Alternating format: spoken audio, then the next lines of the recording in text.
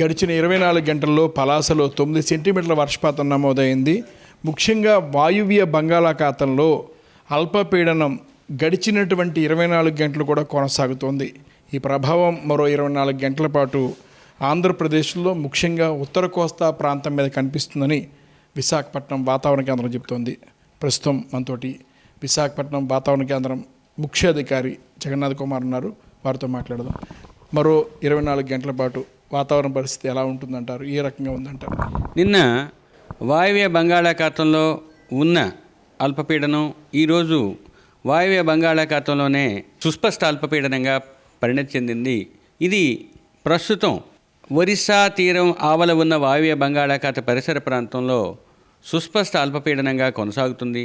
రాబోయే 24 గంటల్లో పశ్చిమ వాయువ్య దిశలో పయనించే ఈ సుస్పష్ట అల్పపీడనం ఉత్తర ఒడిశా, జార్ఖండ్ మరియు ఉత్తర ఛత్తీస్గఢ్ మీదుగా పయనించే అవకాశం ఉంది. ఇక దేశంలోని వివిధ ప్రాంతాల మీదుగా పయనిస్తున్న నైరుతి రుతుపవన ద్రోణి ఈరోజు బికనేర్, జైపూర్, దామో, పేంద్రా రోడ్, సంబల్పూర్ మీదుగా ఈ సుస్పష్ట అల్పపీడన కేంద్రం మీదుగా పయనిస్తూ ఆగ్నేయ దిశలో తూర్పు మధ్య బంగాళాఖాతం వరకు కొనసాగుతుంది. దీనితో పాటుగా 5.8 నుంచి 7.6 కిలోమీటర్ల ఎత్తు వరకు ఉపరితల ఆవర్తనం విదర్భ, దాని పరిసర ప్రాంతమైన దక్షిణ ఛత్తీస్గఢ్ పరిసర ప్రాంతాల్లో పొంచి ఉన్నది. ఈ కారణాల వల్ల రాష్ట్రంలో ఈ 24 గంటల్లో పలు ప్రాంతాల్లో తేలికపాటి నుంచి మోస్తరు వర్షపాతం, రేపు కొన్ని ప్రాంతాల్లో తేలికపాటి నుంచి మోస్తరు వర్షపాతం పడే అవకాశం ఉంది. మొదటి 2 రోజులు ఉరుములు మెరుపులు కొనసాగే అవకాశం ఉండటంతో పాటుగా 40 నుంచి 50 కిలోమీటర్ల వేగంతో సుస్థిరమైన బలమైన నైరుతి రుతుపవనగాలు వీచే అవకాశం ఉంది.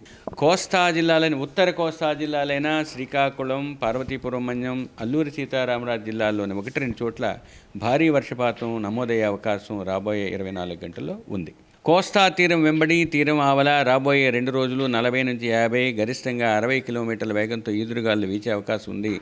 3వ రోజు 4వ రోజు తీరానికి కొంచెం ఆవల ఇంకొంచెం ఆవల ఇటువంటి పరిస్థితి ఉన్నందువల్ల మత్స్యకారులు ఆయా ప్రాంతాల్లో చేపల వేటకు వెళ్ళవద్దని హెచ్చరికలు జారీ చేయడం జరిగింది. ముఖ్యంగా గడిచినటువంటి 45 గంటలు తీసుకున్నట్టయితే ఋతుపవనాల ద్రోణి వాయువ్య బంగాళాఖాతం, పశ్చిమ మధ్య బంగాళాఖాతం, ఒరిస్సా ప్రాంతాలు, ఈ 3 ప్రాంతాల్లో కూడా ఋతుపవనాల ద్రోణి చాలా బలంగా పనిచేస్తుంది. ఋతుపవనాల ద్రోణి బలంగా పనిచేయడంతో పాటు మనం పరిశీలించినట్టయితే ఒరిస్సా ప్రాంతంలోనూ ఉత్తర కోస్తా ప్రాంతంలో కూడా భారీ వర్షాలు నమోదవుతున్నాయి. అంటే ఋతుపవనాల ప్రభావం ఎంత బలంగా ఉందంటారు? ముఖ్యంగా ఒకటి, ఋతుపవనాలు బలంగా ఉన్నాయి మన ఏరియాలో అంటే ముఖ్యంగా అల్పపీడనాలు, ఉపరితల ఆవర్తనాలు, వాయుగుండాలతో పాటుగా నైరుతి ఋతుపవన ద్రోణి యొక్క తూర్పు శృంగం కొంచెం దక్షిణంగా వాలి ఉన్నట్టయితే, మన ప్రాంతం వైపే ఉన్నట్టయితే వర్షాలు పెరుగుతాయి. ఇక వీటితో పాటుగా ఒక షియర్ జోన్ ఉన్నా కూడా వర్షాలు పెరుగుతాయి.